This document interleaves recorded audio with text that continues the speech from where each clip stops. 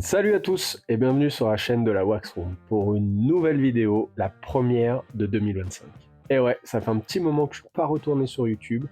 J'avais pas trop le temps de faire des vidéos, donc c'est reparti pour une nouvelle saison. Aujourd'hui, j'ai envie de te parler de la structure. Donc pour parler de la structure, on va devoir parler de comment un ski glisse sur la neige. Donc on va répondre à la question, comme tu as vu dans le titre, pourquoi la structure est essentielle, mais d'abord, comment un ski glisse sur la neige.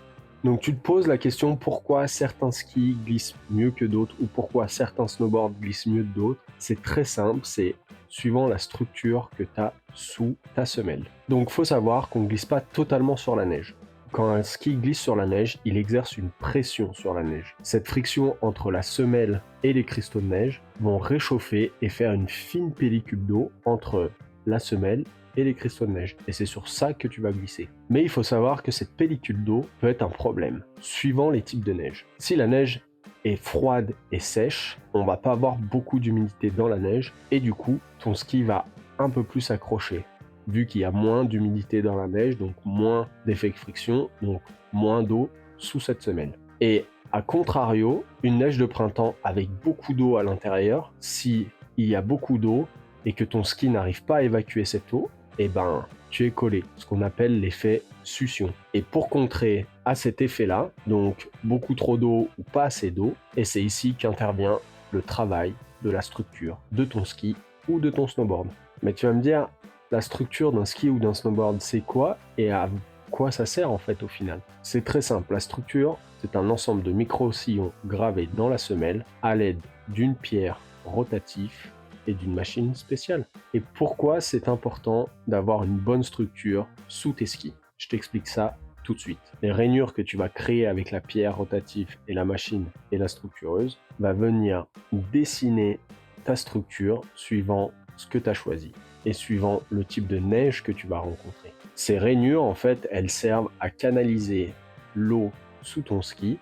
Donc, pour une neige sèche, on va essayer de garder un maximum d'humidité sous cette semelle, mais à contrario, comme je vous ai dit, une neige de printemps avec beaucoup d'eau à l'intérieur, on va essayer d'évacuer un maximum d'eau avec l'aide d'une structure. Alors bien sûr, là on parle de structure froide et chaude, mais toi, en tant que skieur loisir ou skieur occasionnel, tu as besoin d'une structure assez universelle. Donc je vais te présenter 3 structures maintenant. Comme tu peux voir maintenant sur ces images, je te présente une structure type froide.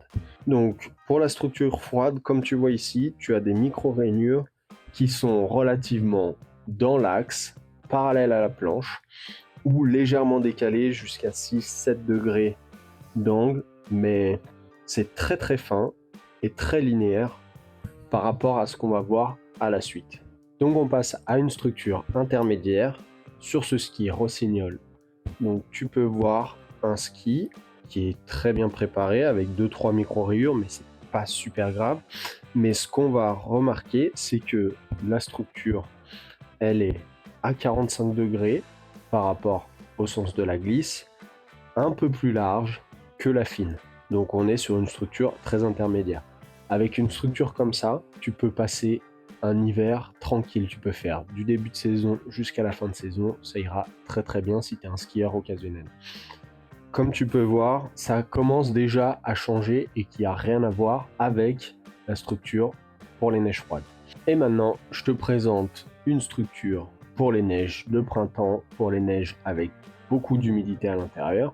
Une structure toujours à 45 degrés et qui est bien plus large. Comme vous pouvez voir, les micro-rainures sont bien plus larges et légèrement plus profondes, et de ce fait, l'eau va venir s'écouler beaucoup plus facilement que sur une structure médium ou fine. Voilà l'intérêt d'une structure. Et avec ça, tu es sûr que dans des conditions de course où la neige est humide, tu as cette structure, déjà tu pars avec un avantage. Maintenant, tu vas me dire comment on choisit sa structure, comment on fait une structure. Donc, faut savoir que faire une structure dans le ski alpin et dans le snowboard, il faut une machine. C'est une machine avec une pierre qui va dessiner sur ta semelle la structure que tu as choisie ou que le magasin a choisi. Comme tu peux voir sur cette vidéo verticale, là, la machine, c'est une Svecom. C'est ce qu'on utilise particulièrement dans le snowboard.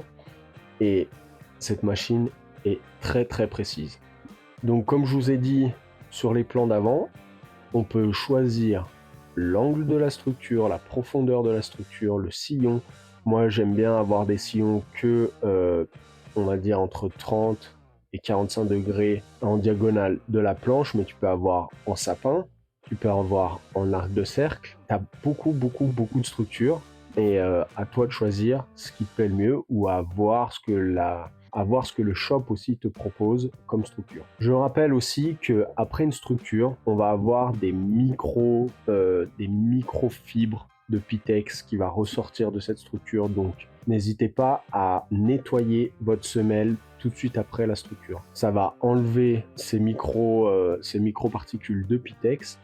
Et ensuite, vous la nettoyez, vous la brossez bien et n'oubliez pas de farter vos skis ou vos snowboards. Si vous avez un ski qui ne glisse pas ou un snowboard qui glisse pas, dans un premier temps, il faut choisir son fart. Et ça va être l'objet sûrement d'une autre vidéo. Si vous voulez, mettez-le en commentaire et je ferai une autre vidéo sur les différents types de fart. Mais entretenez votre matériel, que ce soit l'écart, la semelle, faites-le un maximum de fois. Votre matériel durera plus longtemps et vous glisserez mieux sur tout type de neige.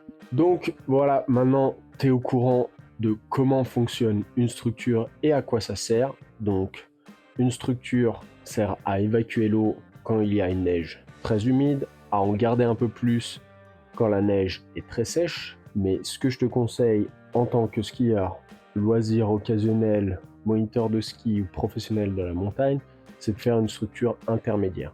Et ça, tu vas voir tout de suite la différence sur ta glisse, sur la performance du ski.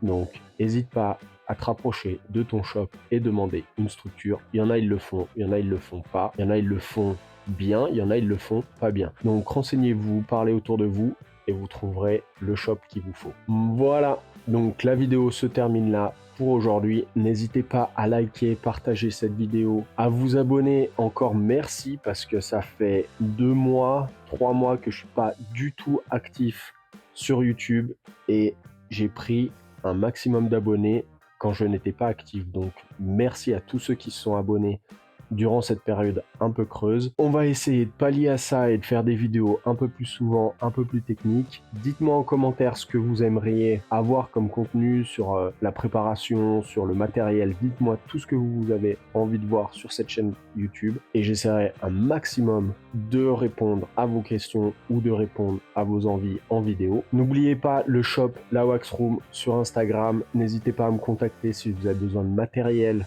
de brosse, de fart. J'ai tout ce qu'il vous faut, donc n'hésitez pas à vous abonner à ma page Instagram juste ici. Et on se dit à très bientôt. Allez, ciao!